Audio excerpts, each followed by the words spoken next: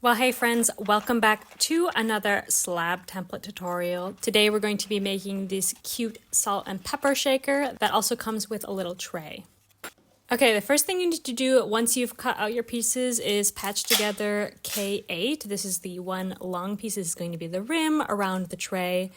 It was just too long to fit onto a normal size piece of paper. So you've got to use some tape and just patch it together.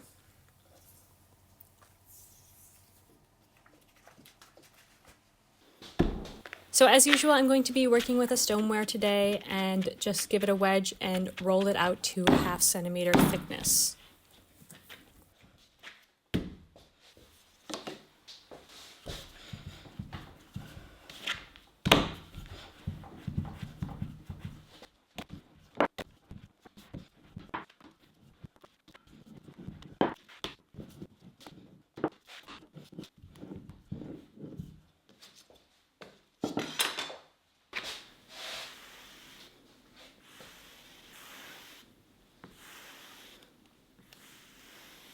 Okay, so your clay is ready to cut out your pieces. So what you want to do is cut out K6 twice, K7 and K8 once, and K5 4 times. This is going to make 2 shakers and 1 tray.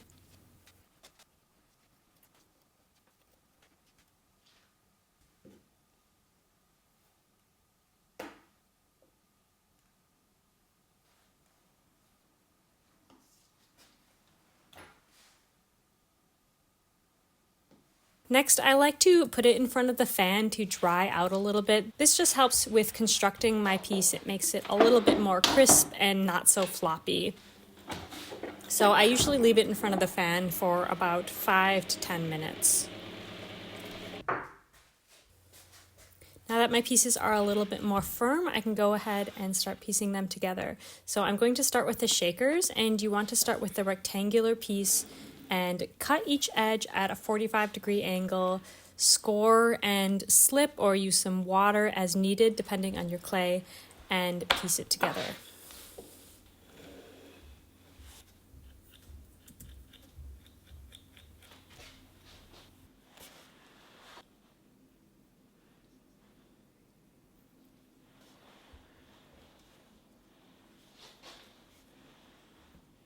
So you want to press those 45-degree angles together so that they're overlapping, and basically the reason we do this is to make an invisible seam.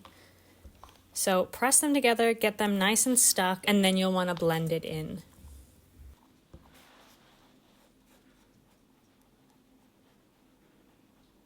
And don't forget the inside.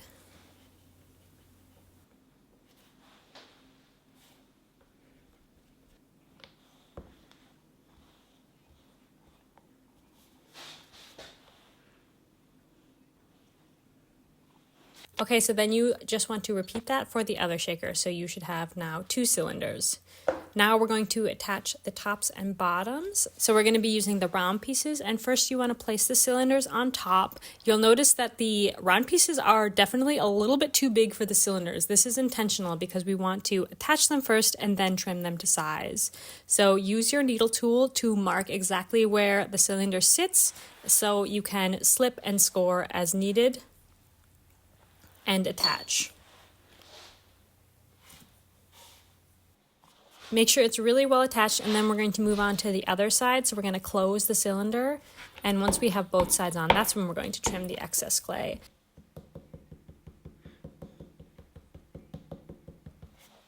So you want to attach this one just like the other one, slip, score, and attach.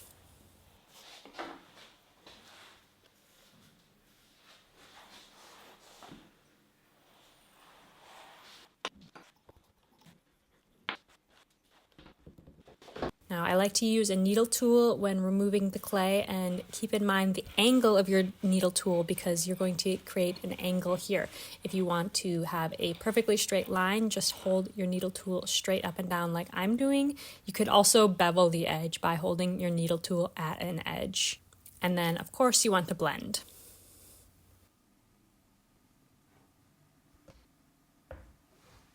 Repeat for the other side so that you have a closed cylinder.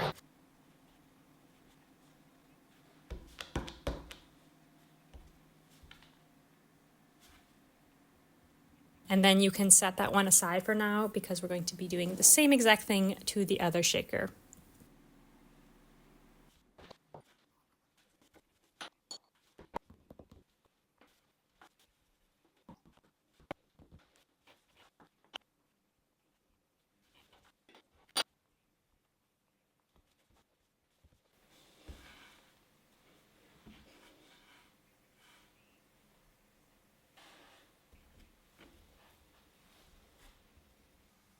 Okay, now that our shakers are formed, we're going to move on to the tray.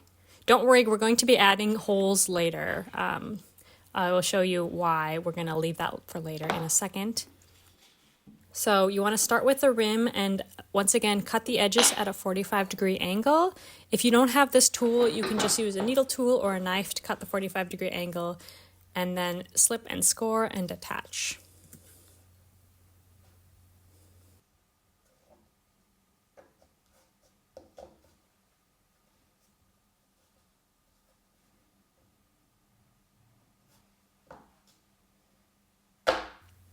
Next, we're going to put it on the base. So you want to line it up, and I like to use the shakers to kind of gauge the shape that I'm trying to make. And once again, you'll notice the bottom is too big. That's intentional. So you want to mark where it's going to sit, score both sides, and attach just like we always do.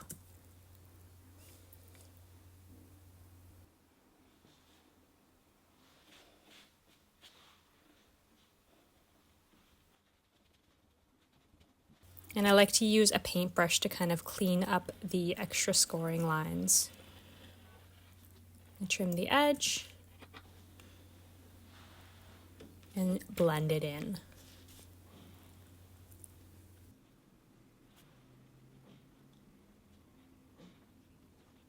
And then a rib is really handy here to kind of clean up that line.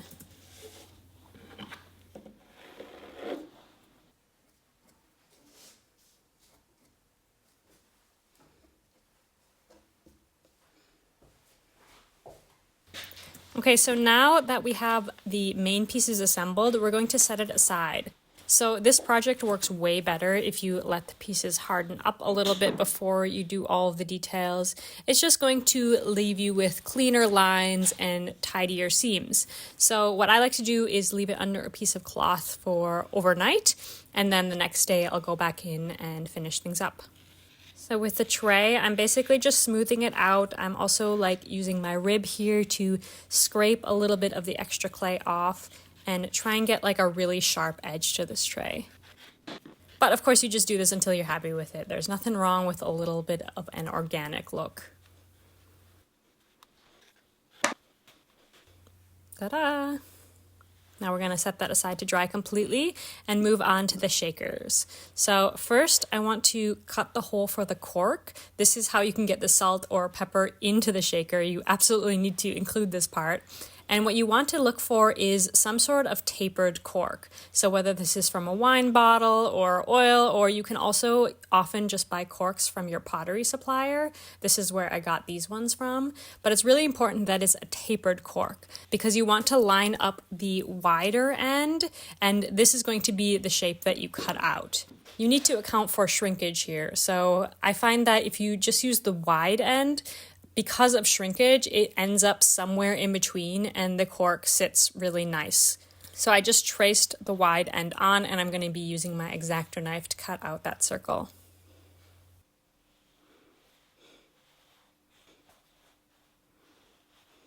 Next, we want to cut the holes where the salt can actually come out. So I'm using here a 3mm drill bit or 1/8 of an inch.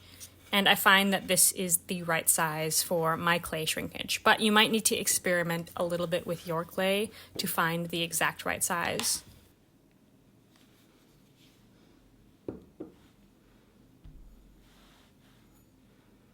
And you can see I'm testing the cork here.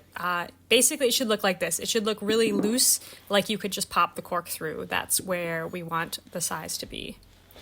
Now we just set it to dry. I usually wait about a week until my pots are completely dry. Then I'm going to load them into the bisque kiln. I'm firing at 900 degrees Celsius.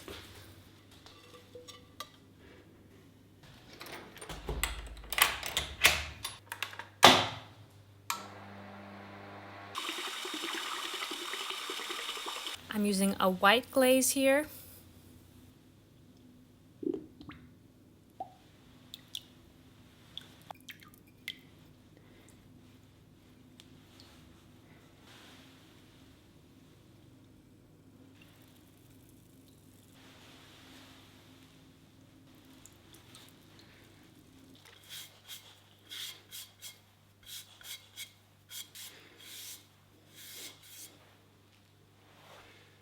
And in case the holes where the salt comes out gets sealed, you'll definitely want to poke that out again with a needle tool, because otherwise they definitely will seal.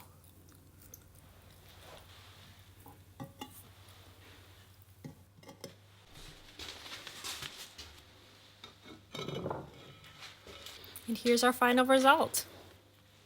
I think these salt shakers are so cute. They're very minimalistic, but very chic at the same time.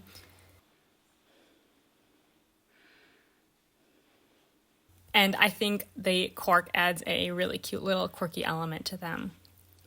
And they also work really nice. So happy making. I hope that you guys love this template, and let me know what you think down below in the comments. See you next time.